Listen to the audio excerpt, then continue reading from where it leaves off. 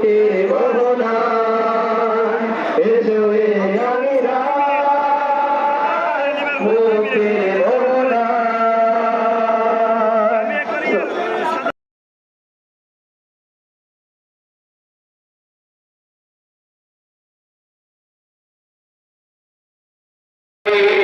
বাংলাদেশে জামাতে ইসলামী, বাংলাদেশে জামাতে ইসলামী, বাংলাদেশে জামাতে ইসলামী, বাংলাদেশে জামাতে ইসলামী।